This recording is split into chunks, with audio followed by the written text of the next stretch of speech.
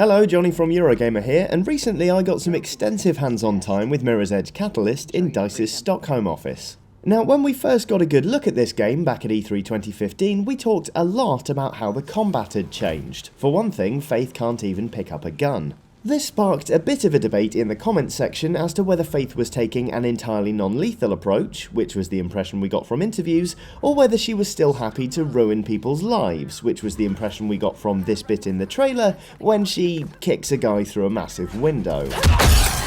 So, just how badly can you hurt people in Mirror's Edge Catalyst? Really badly, it turns out. Kicking dudes off buildings? Totally valid. Kicking dudes into other dudes? Also perfectly acceptable. Kicking dudes until they fall down either dead or in some form of coma? That's pretty much Faith's bread and butter. But apart from the obvious point that you can totally kill people in Mirror's Edge Catalyst, the main thing I learned from my time with the game is the combat is far deeper than its predecessor. Unless you were happy to grab a gun and start shooting, combat in Mirror's Edge the first time round was neither varied nor especially fun. And while it's hardly Street Fighter now, DICE has clearly tried to change things up a bit with Catalyst.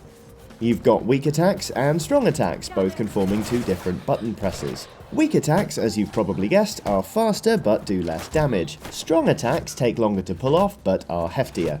You can also use directional inputs to send an enemy clattering off in a certain direction, which is especially good if you're knocking one enemy into another. For some reason, they hate touching, so just coming into contact with one another deals massive damage. You can also dodge out of the way, which is useful for circle strafing or getting behind someone and giving them a good punt in the kidneys. Really though, this is just one side of the coin in Mirror's Edge Catalyst's combat. More often than not, it's not in your interest to stop running and go toe-to-toe with your aggressors, especially since movement is the key to maintaining your focus shield, i.e. making sure Faith is invulnerable. In these instances, you can use traversal attacks. You can use these when sprinting toward enemies, or for a bit more flair, when you're airborne or on a zipline. These attacks are mainly designed to get your enemies out of the way, not necessarily to incapacitate them. The light traversal attack, for instance, often consists of little more than a firm shove. The airborne strong attack, however, is a bit more hefty. All in all, I think Faith's new combat skills cater pretty well to different playstyles, whether you just want to keep running or whether you won't rest until every Kruger-Sec guard in the City of Glass is missing teeth. Either way, I felt pretty powerful having a dust-up in Mirror's Edge Catalyst, which is not something I remember experiencing in the first Mirror's Edge, though as a caveat I have to admit I wasn't exactly the best when that game came out.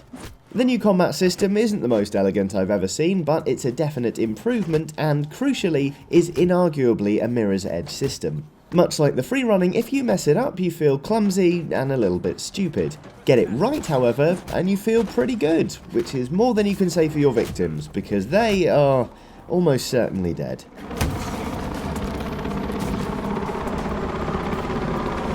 If you want to check out more stuff on Mirror's Edge Catalyst, I sat down with Jane from Outside Xbox to have a relatively spoiler-free talk about the game's story, before joining her on Outside Xbox itself to talk a bit about the gameplay. There's also the video we made just after E3 when we first got the inkling there might be something sinister going on in Mirror's Edge Catalyst. Either way, thanks for watching and please do like and subscribe for plenty more from Eurogamer. Bye!